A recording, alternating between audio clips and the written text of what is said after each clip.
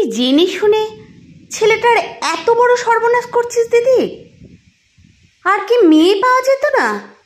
শেষ পর্যন্ত এমন একটা মেয়ে যার কথা চারিদিকে ছড়িয়ে পড়েছে, প্রতিদিন তাকে নিয়ে সংবাদপত্রে, টিভিতে, সব জায়গায় একই খবর চলছে। পাড়া প্রতিবেশী, আত্মীয় স্বজন সবাই তোর মতো এত আধুনিক নয়। ছেলেটার কথা একটু ভাব। বন্ধুদের সামনে ওই মেয়েটাকে নিয়ে দাঁড়াবে কি করে বলতো? এখন হয়তো আবেগে পড়ে বিয়েটা হয়ে যাবে, কিন্তু সারা জীবন এই আবেগ থাকবে না। একজন ধর্ষিতার সাথে সারা জীবন একই ছাদের তলায়। শেষের কথাটা শেষ হওয়ার আগেই রুম থেকে বেরিয়ে গেলেন মহুয়া দেবী। বোনের কথাগুলো কানে বাজছে তখনও মহুয়া দেবীর। ঘড়ির দিকে খেয়াল করলেন রাত্রি 2টো পেরিয়ে গেছে, অথচ চোখে ঘুম নেই তার। রুমের বাইরে বেরিয়ে চোখ গেল তার ছেলের রুমের দিকে। সোহমের রুমের লাইট জ্বলছে তখনও। এত রাত অবধি সে তো জেগে থাকে না। রুমের দরজায় নক করতেই সোহম না তাকিয়ে বলল, ভিতরে এসো মা। রুমের ভেতর ঢুকতেই একটু অবাক হলেন মহুয়া দেবী। এত রাতে চুপচাপ ঘরের এক কোণে বসে আছে সোহম। এই কদিন ছেলেটার ওপর অনেক ধকল গেল। থানা আদালত করতে করতে যেন ক্লান্ত। তবে স্বস্তি এটাই যে অনন্যার ধর্ষকরা সবাই ধরা পড়েছে।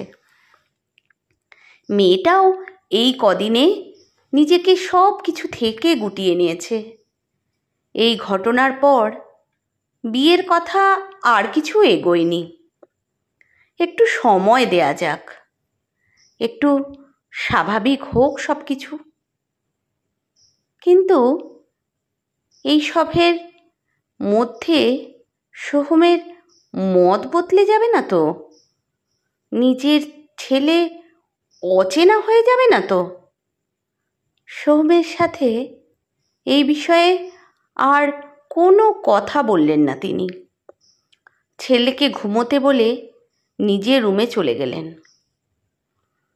অনন্যা গাড়ির আওয়াজ পেয়েই বুঝতে পারল কেউ এসেছে বাড়িতে। তবু এই কদিনের মতো সে আর বাইরে বেরোলো না। মানুষের হাজার হাজার প্রশ্নে যেন সে জর্জরিত। আর কিছু ভালো লাগছে না তার। সোহমের সাথেও কথা বলা কমে গেছে। কিছুক্ষণ পর স্পষ্ট সে শুনতে পেল সোহমের মায়ের গলার স্বর। মহুয়া দেবী খুব স্পষ্ট আর দৃঢ় কণ্ঠে অনন্যার বাবা বিকাশবাবুকে বললেন, বিয়েটা ওই দিন হবে না। এই বিষয়ে আপনার সাথে কিছু কথা বলতে চাই, কিন্তু একটু আলাদাভাবে। অনন্যা কান চাপা দিয়ে দিল। এই কদিনে যা ঘটেছে তাতে যেন সব চোখের জল শুকিয়ে গেছে। এখন আর কান্না আসে না, শুধু কষ্ট হয়। তার মানে সবাই এবার বদলে যাবে। আর এটাও তো ঠিক, কোনো মা নিজের ছেলের সাথে একজন ধর্ষিতার বিয়ে দেবেন না। কিন্তু এতে অনন্যার তো কোনো দোষ নেই। পাড়ার কয়েকজন ছেলে আগে থেকেই অনন্যাকে নানাভাবে জ্বালাতন করত। সোহমের সাথে বিয়ের কথা হতেই সেটা আরও বেড়ে গেল।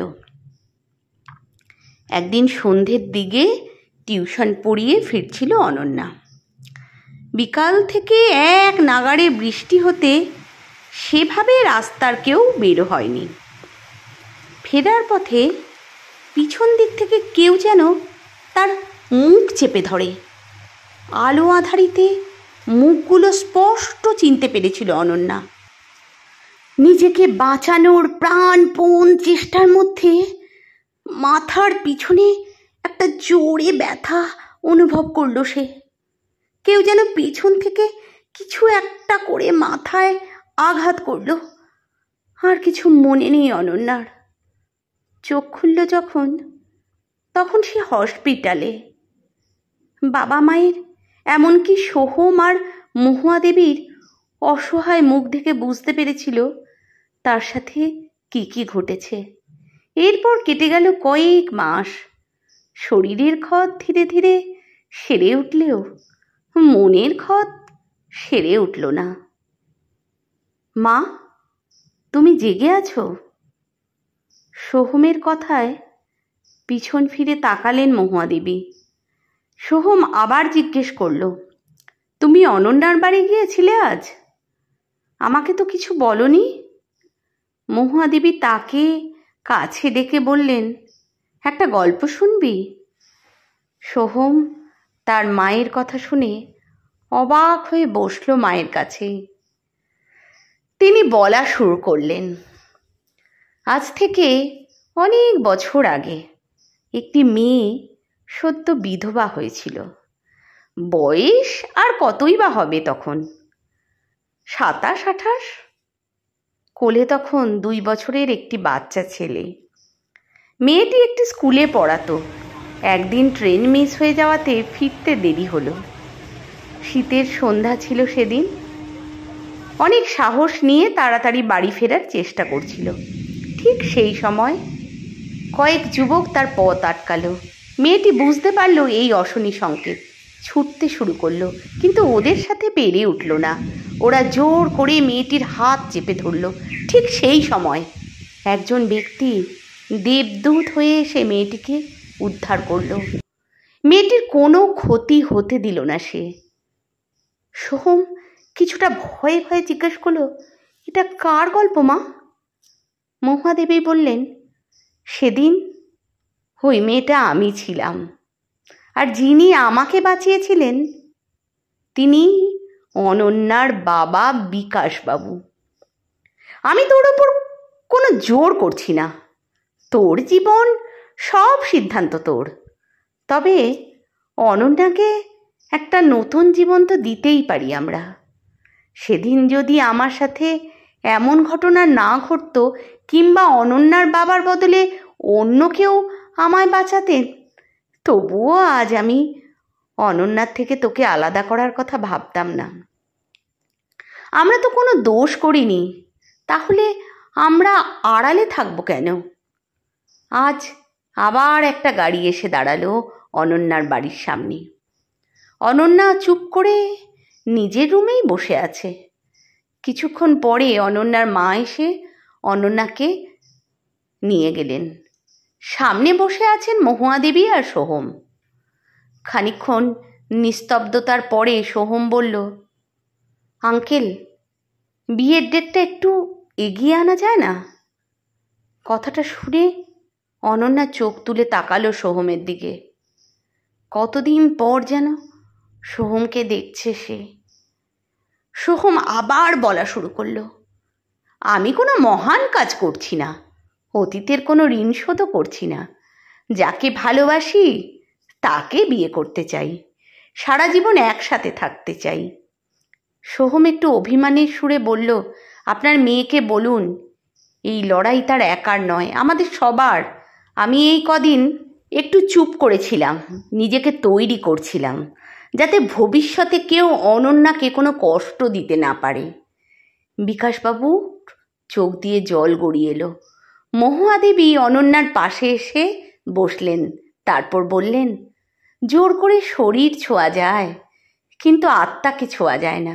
কে কি বলল তা দেখার সময় নয় এখন। 5 জন খারাপ বললে 10 জন তোমার পাশে থাকবে, এটা মাথায় রেখো। চলো আবার সব নতুন করে শুরু করি। অনন্যা জড়িয়ে ধরল মহুয়া দেবীকে। কাঁদতে কাঁদতে বলল, সমাজে আপনার মতো মানুষ থাকলে প্রতিটা ভাঙা মন আবার নতুন ভোরের স্বপ্ন দেখবে, আবার নতুন করে জীবনের ছন্দ খুঁজে পাবে। আসলে নিজের ভালোবাসার মানুষটাই যেখানে সাড়া দেয় না, সেখানে মাও এমন হয়। সত্যিকারের মায়েরা বোধহয় এইরকমই হয় গো।